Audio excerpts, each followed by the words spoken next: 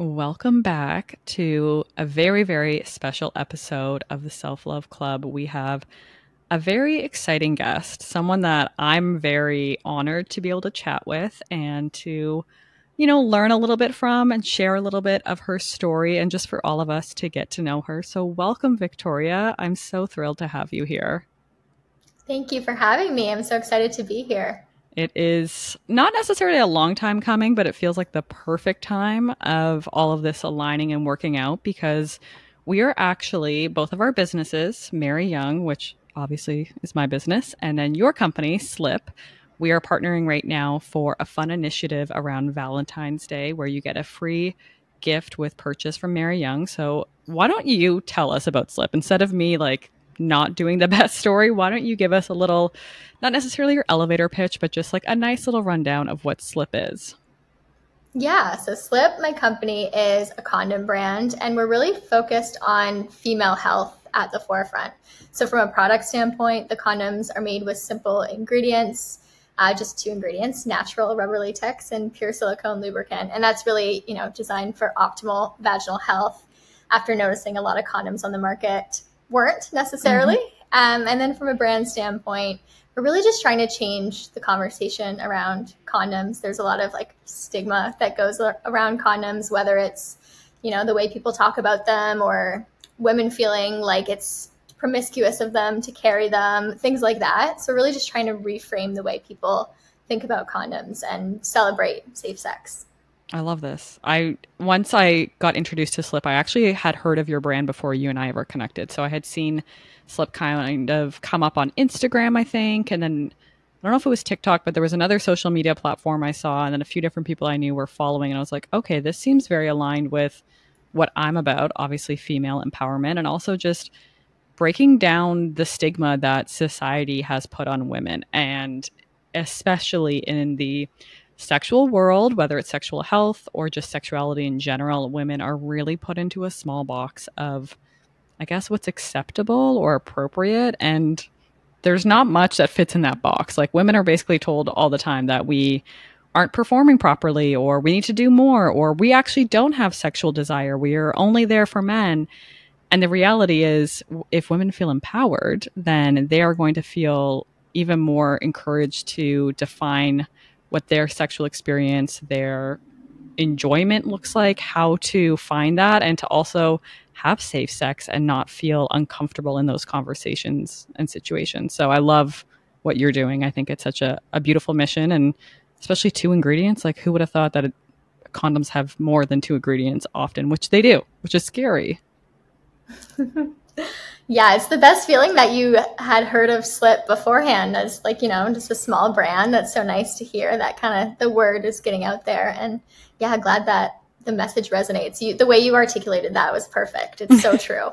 It is. And I think that that's why there's so much overlap between Mary Young and Slipp is both brands are really about empowering women and breaking down stigmas. And a lot of times it's stigmas we don't know exist. Like, for you getting into this, was this something that was a long time coming? Like, had you dealt with different conversations that made you feel uncomfortable and you decided to empower yourself? Like, what was your journey to launching Slipp?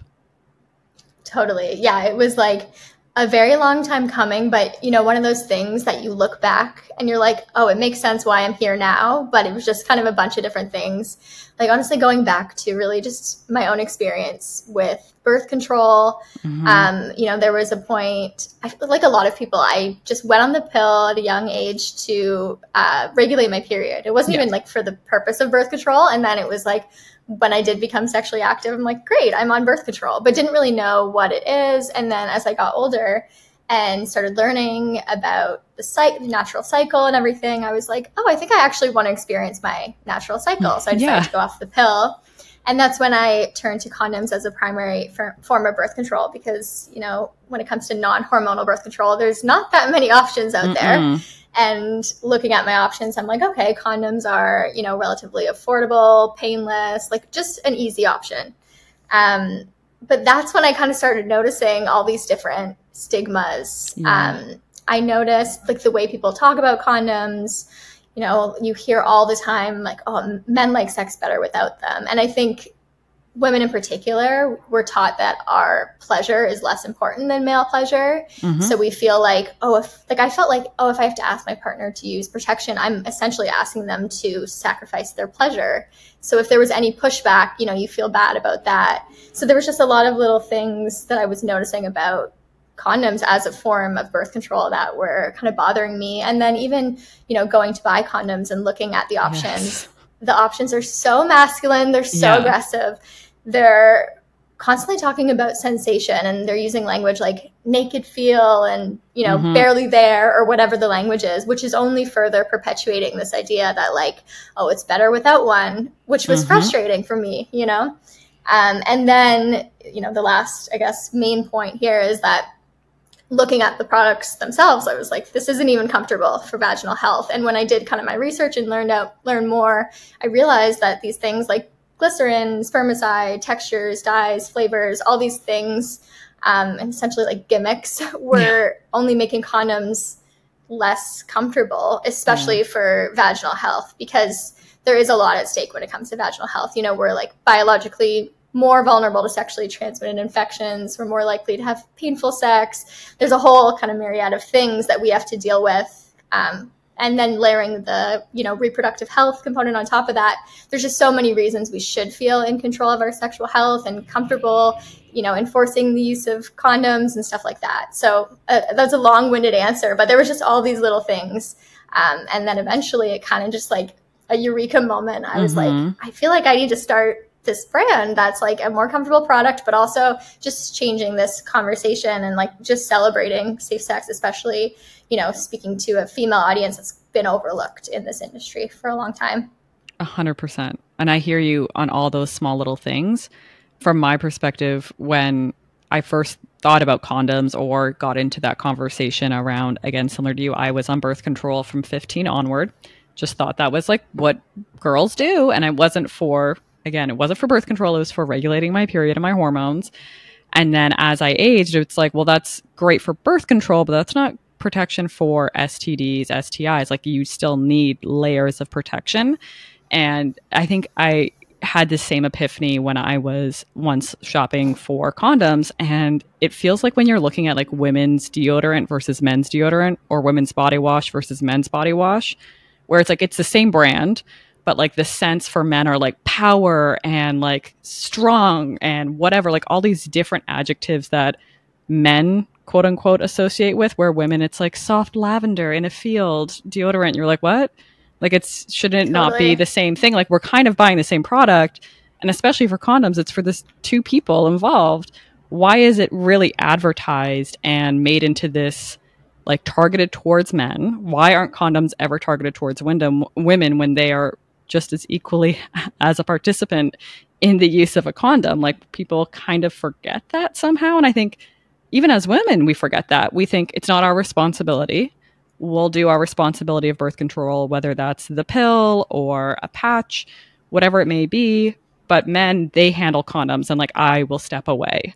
When I realized that that's not how I wanted to live, I felt so empowered to be able to make the decision that, no, if I want to engage in any type of sexual pleasure, I have every right to be just as active and to feel like what I'm buying, what I'm participating in, is just as much for me as for them. So I think that's such a light bulb moment that I hope more women start to realize for themselves, in a way that it isn't about your partner's pleasure. It isn't about your partner's experience. It's actually about both. And it should be equal, especially when it comes to the bedroom. Totally. And like, kind of touching back on, actually, let me start that question over. But when you look at condoms and the fact that, what ingredients are in them, and even just the act of practicing safe sex, like, there is a lot at stake when it comes to female health. So just leaving that up to the man, like, doesn't make a lot of sense. It doesn't affect them as much if there are these things like glycerin, spermicide, or whatever it is inside of it. So there is a reason to, care about the condoms you're choosing as well. Yeah. And I think that's another realization women are starting to understand, is a lot of, UTIs or different like BV, different infections that they experience, they determine that, oh, like a lot of women take that on as responsibility of like, something's wrong with me. I have, a vaginal infection, so I must be doing something wrong. Where when you really break it down and you think about it, it's like, well, what am I putting in me? What's happening? How am I treating myself? Like even just like the energy around that, not necessarily the product itself. And then you add two and two and you realize, okay, this actually shouldn't be inside of me. Like even the discussion around tampons and like bleached cotton versus unbleached cotton. Like I can say for myself in my teenage years, I didn't think about any of that. That wasn't even a thought about what's going inside of me, literally. But as we have more education and more information, you realize, oh, I might be having all of these, recurring yeast infections or whatever it may be because what's going in me is more than two ingredients, and I don't really understand why I need more than just those two ingredients. Totally. And it's funny because like the ingredients in the product are important, but you mentioned bacterial vaginosis, which is actually condoms are recommended to be used to prevent bacterial vaginosis because semen can disrupt pH and cause bacterial vaginosis. So it's like you want to use condoms to prevent that, but also you want to make sure that the products you're using are made with ingredients that won't cause another type of yeast infection. Exactly, because it can be a domino effect at the end of the day, and it really is about learning your body, understanding your body. And as women, we haven't really been given the space to do that in the sexual conversation at all, just for women to know that you are a sexual being, you have your own needs, you are able to express those, you should be able to feel safe and supported in expressing that, whether that's in a relationship or just with a partner that you're experiencing these things with. And it does take a lot longer for women to get to a place where they feel comfortable doing that. But that's where I really think Slipp is going to make a difference in speeding that up for women at younger ages to start to feel more empowered and take ownership over their sexual experience and pleasure and realize that they are actively and equally as involved and feeling excited about that because it is a big part of our life. I mean, that's how we're all here, believe it or not, is, someone didn't use a condom at some point and we came to life. So it's great that we can talk about those things and feel more comfortable having these conversations, which I'm sure for you was hard at the beginning because you're entering not only a very male dominated industry, but I'm sure as a woman going into, whether it's production or even marketing this and having conversations with other people, you probably felt uncomfortable or just like a stigma put on you as a woman in this space. Like, how did you navigate that? Totally. I don't know that I have the perfect answer of how I navigated it because I feel like I still am sort of navigating it, if that makes sense. Like, yeah, I think it can be uncomfortable just like have these conversations, and some things I like, excuse me, some things I feel like I haven't been 100% comfortable talking about, but I think the fact that I have a larger mission with Slipp, I kind of get past that. It's like, it's all focused on the larger mission, I guess. Because it can be even just like me, as an aside, I still have a full-time job and I'm like, can I be talking about this stuff on the internet and my employers see it or things like that? Or like you're posting about, one funny story is that I had an email go out that was like, are you having performative sex? And I was at my parents' house and my mom's like, I just got an email from you asking if I'm having performative sex. Yeah. Anyway, it's fun, but with I think the parents. It's important. Yeah, exactly. Yeah. But I think it's important to be having these conversations. And I feel like I see other people talking about these things and changing stigmas and in different industries. And that motivates me to kind of do the same. And I definitely think of like my younger self and what I didn't know, what I wished I heard and things like that. And kind of go back to that. Yeah, I definitely can relate to that in a lot of ways. Like even just with lingerie, it feeling like more of like a taboo, risque type of garments. Or even if I say that to certain people, they'll like respond with a weird look. And I'm like, okay, so now you're thinking about me in that lingerie that I talked about. And now this is like a weird, uncomfortable situation. But one thing I've leaned on, and I can tell that from listening to you, you're probably doing is do it afraid. Even if you are afraid or even if you are uncomfortable, like you still do it. And when you think of the bigger why or the bigger mission, and especially when you think of your younger self, that really can give you that fuel to be like, okay, this is a sticky conversation, whether I'm talking openly about sex or safe sex, whatever it may be.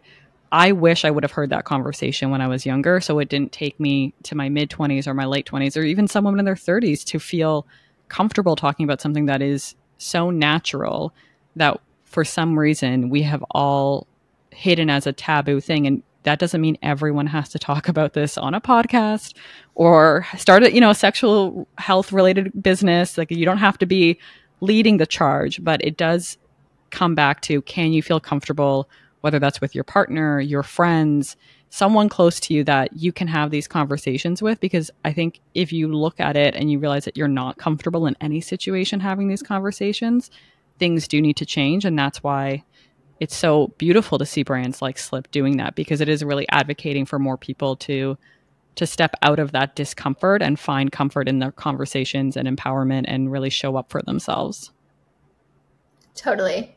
Yeah. And I think the other thing is, I like that phrase you said, do it afraid, because you do it and then you realize like nothing changed. It's fine. Like, you might feel uncomfortable doing something once and then you look back and you're like, yeah, it all turned out fine. So you just keep going. And I think it's surprising. Like, you think you feel so vulnerable putting yourself out there, not even just like talking about sex and that stuff, but just anything. And you realize once you just bite the bullet and do it, it's like, oh, it actually wasn't that big of a deal. Yeah. It's like, I've been seeing this trending on Instagram and TikTok is like, just post the content, just film the content and just post it. Like, stop worrying about what people are going to think.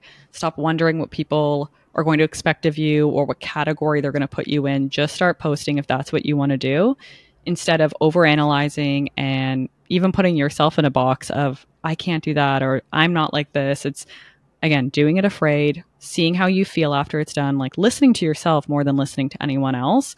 And then the one thing I've realized from years of doing things afraid, because most of my business has been doing things afraid, is if someone else has a problem with it, that's their problem. That's not my problem. I don't need to own their discomfort.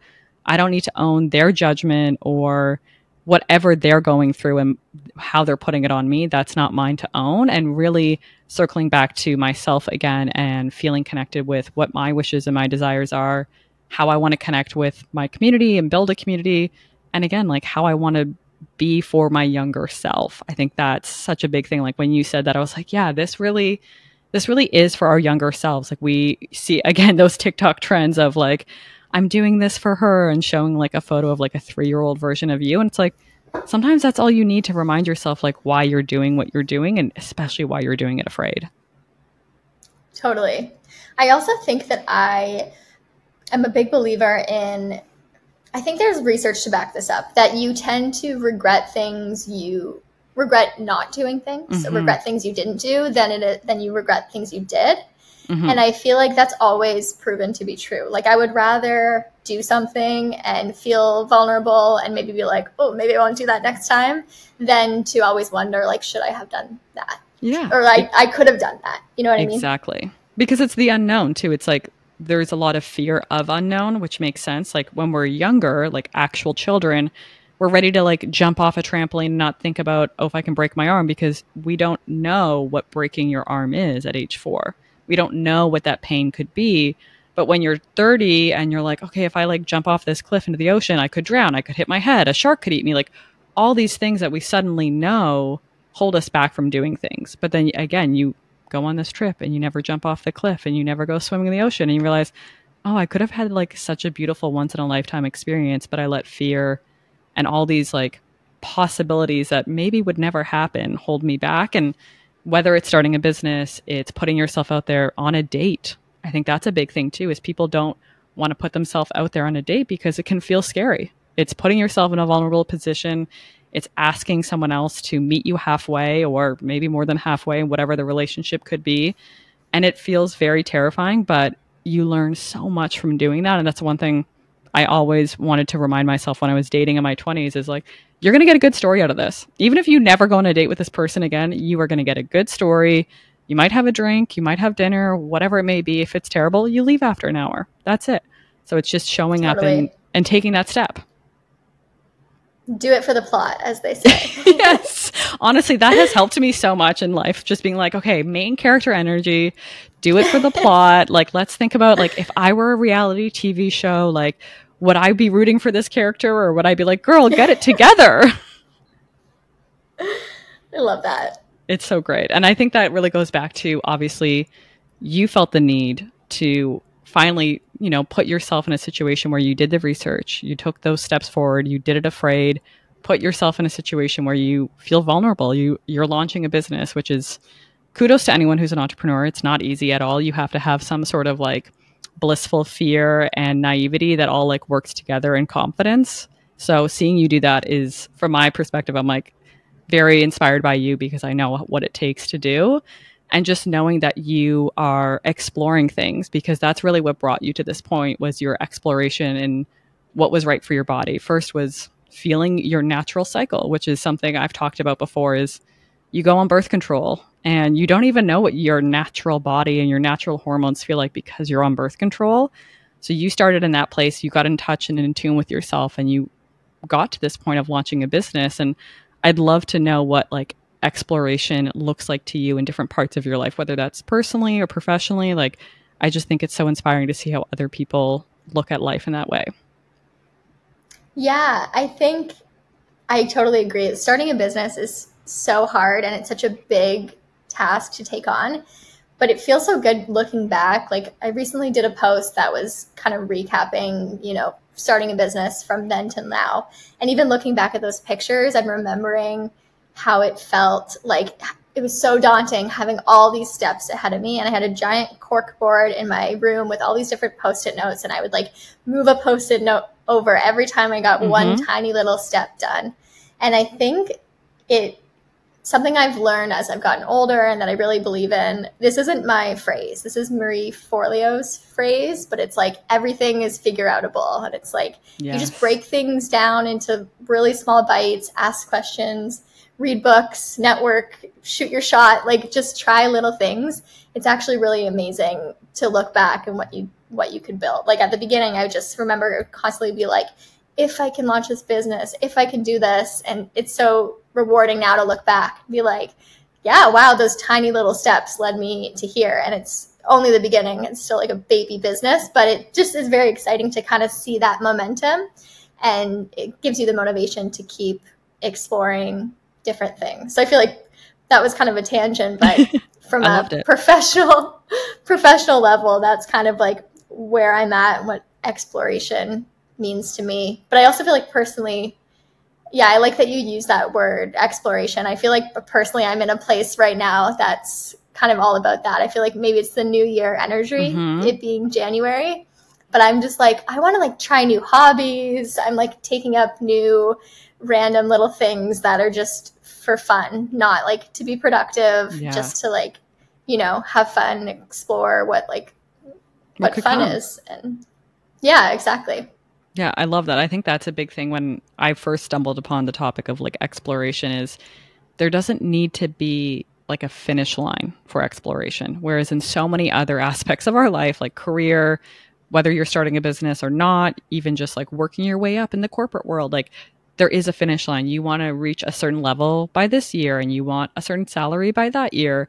And yes, you're exploring how to get there, but you also have put this deadline or this task that has to be accomplished on it, where true exploration is just like letting the road take you where it's going to take you. So like you said, for your hobbies, it's like trying new hobbies for the sake of trying them, not for the sake of, okay, I'm going to do pottery because I actually need some new mugs because I broke them. So I'm kind of doing pottery just to replace my mugs, which yes, is fun, but like that's the whole goal, is there is an actual tangible, you know, finish line and something you're going to check off a list, where exploration should really be more childlike. And that's one thing that I've really been wanting to explore more, is like when I was a child, I would go and play in the woods because I grew up in the country, but like I would literally go play in the woods and like make this whole world. And it was all imagination and exploration. And there's something so beautiful in allowing, whether it's the universe, your soul, whatever it may be, take you to a point that you're going to end up somewhere that's so beautiful. And for you, in a way that is also starting Slipp, you explored something to a point where you realized,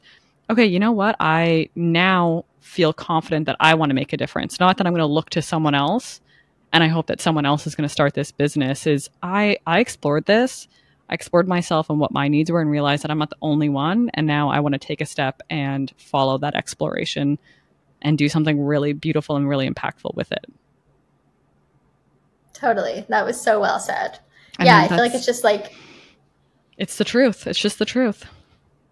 Yeah. I saw something, it was probably on TikTok the other day, that was just like, instead of worrying about like, the deadlines and what I have to do, whatever, my goal is just like, can I have a good day today? Yes. It's just like such a present, and it's such a small but profound thing to wake up and be like, what would be fun? Like, how could I just have a good day today? Like what small thing like can make it a good day? Exactly. It's that childlike energy you refer to. I love that. Mm-hmm. And it's something that as children, and maybe I'm just speaking for myself, but as children, we're so often excited to grow up. We're so, ready to be an adult, to be 1 year older, to get our driver's license, to get our first job, our first paycheck, which, yes, is so amazing and impactful.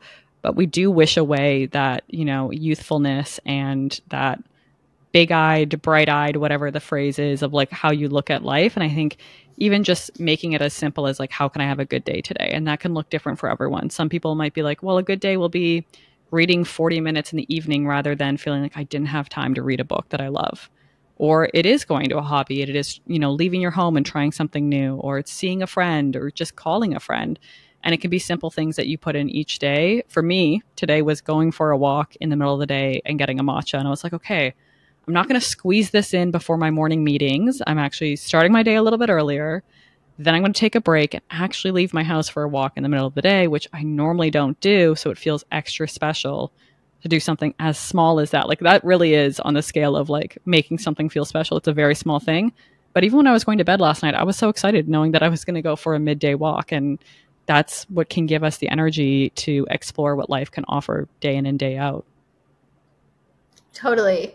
I actually had this thought this morning, and I haven't really explored or journaled on this yet, but I'm like, I wonder if there's a way to have like vacation energy in my everyday. Like, when you go on vacation, you're like, I'm going to try this new shop, or I don't know, you're just so much more adventurous, even if you're just in another big city or something like that. I'm like, I was thinking like after work one day, just, going into the downtown area and like finding a new coffee shop and taking pictures of things and just like, I don't know, having this exploration, vacation energy on a normal day.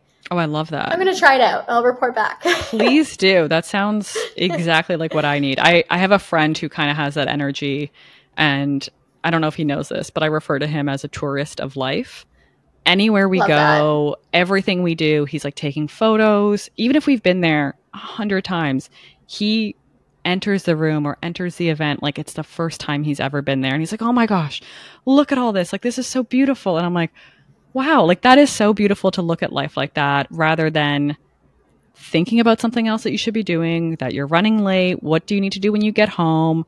You wish you were feeling X, Y, and Z away. And then you're not even present in that moment. And like you said, it's like that vacation energy. It's like, we don't need to only get 2 weeks a year at best of that energy. Like, we should have it like 52 weeks of the year.